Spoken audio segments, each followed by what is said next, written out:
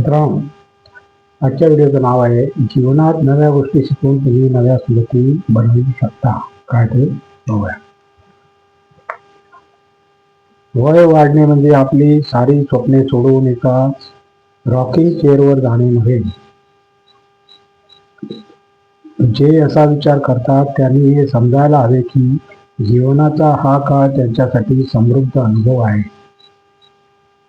नवे रोमांच अनंत शक्यतांचा असू शकतो.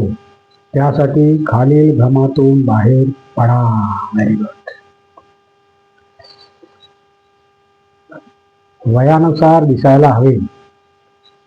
जर बऱ्याच काळापासून एखादा खास प्रकारचे कपडे घालण्याची सवय असेल आणि आपल्याला प्रयोग करण्याची इच्छा असेल तर अवश्य करा. हे उबग आणण्यापेक्षा चांगले. जर आपण टॅटू बनवू इच्छित असाल, केस रंगवू इच्छित असाल वा नव्या हेअरकट करू इच्छित असाल तर त्यासाठी कोणाची परवानगी घेण्याची गरज नाही. हा बदल खरोखरच आपल्याला चांगला वाटेल. कमी वयाचे मित्र असावेत.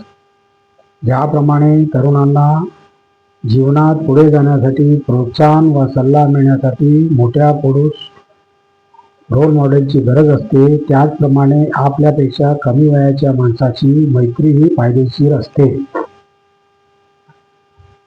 यामुळे आपल्याला जीवनाविषयीच्या तरुणांचा दृष्टिकोन समजण्यास मदत मिळू शकते.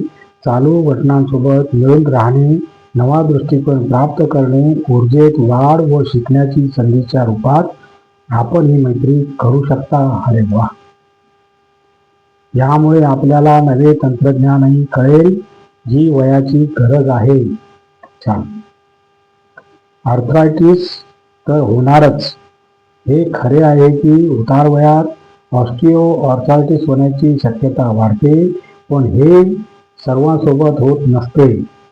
संशोधनानुसार 65 पेक्षा जास्त वयाचे फक्त निम्मे लोकच ऑस्टिओआर्थरायटिसने पीडित असतात आणि जर आपल्याला हा झाला तर आपण हा कमी करण्यासाठी अनेक उपाय करू शकता. Very good. नियमित व्यायाम करणे, जीवनशैली योग्य राखणे, सांधेदुखी टाळण्यासाठी उत्तम पद्धत योग्य असते. Very good. डिमेन्शिया होणे स्वाभाविक आहे. अनेक जणांना वाटते की डिमेन्शिया फक्त वृद्धांचाच भाग आहे, पण हा पूर्णपणे एक गैरसमज आहे. नॅशनल इन्स्टिट्यूट ऑफ एंजिओ नुसार 85 आणि त्यापेक्षा जास्त वयाचे सुमारे 1/3 लोकांनाच कोणत्या ना कोणत्या प्रकारचा डिमेन्शिया होऊ शकतो. याचा अर्थ 2/3 लोकांना हा होणार नाही. जर आपण ही मानसिक मजबूती इच्छित असाल तर आपल्या मेंदूला नव्या क्रियांशी जोडा. वाचन, पेंटिंग करणे, सुडोकू वा बुद्धिसारखे खेळ खेळणे, संगीत ऐकणे, म्युझिकल इन्स्ट्रुमेंट वाजवणे अशा छंदाद्वारे मेंदू सक्रिय ठेवू शकता. Very good. आणखीन एक छोटी टीप आहे मित्रांनो, ती पण बघूया. घड्याळ जिथे बंद पडते. नॉर्वेमध्ये ही टाइम झोननुसार दिवस रात्र आहेतच, पण शामरॉय आयलंड या नावाने ओळखल्या जाणाऱ्या एका सुंदर बेटाने घड्याळाचा त्याग केलेला आहे. काय ते बघूया. आमच्याकडे यायचं तर घड्याळ घरी ठेवून या असा त्यांचा पर्यटकांना आग्रह आहे. असाही घड्याळाला तिथे अर्थ नाही. काळ ही मानवाने तयार केलेली संकल्पना आहे.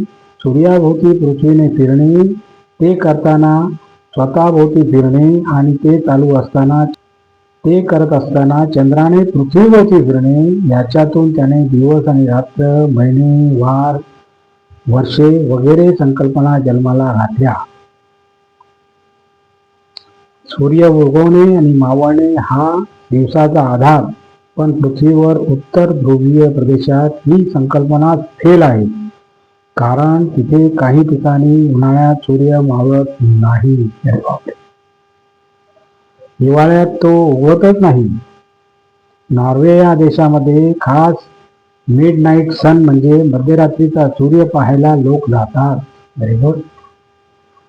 नॉर्दर्न लाईट्स म्हणजे अंधाऱ्या आकाशातील निसर्गाची रोषणाई पाहायलाही लोक या आर्क्टिक देशामध्ये जातात. अर्थात तिथे जाणाऱ्या त्यांच्या देशातल्या घड्याळानुसार जगत असतो तो त्याच वेळापत्रक तिथे घेऊन जातो.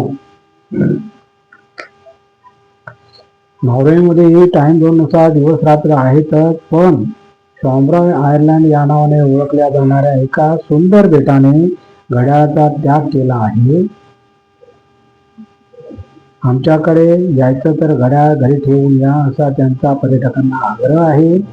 असाही घड्याळाला तिथे अर्थ नाही, वेळेला अर्थ नाही. मग ते वेळापत्रक पाळा कशाला? याचं प्रतीक म्हणून पर्यटक त्या बेटावर येताना शॅम्ब्रॉय बुवा या पुलावर आपली घड्याळं काढून ठेवतात. जाताना ती त्यांना परत सुस्थितीत जागच्या जागी मिळतात. हे विशेष. आणि अशा प्रकारे मित्रांनो आजचा आपला व्हिडिओ संपलेला आहे. आणि तुम्हाला जर माझा व्हिडिओ आवडला तर लाईक करा, शेअर करा, सबस्क्राईब करा आणि कॉमेंट जरूर करा. नमस्कार. जय हिंद.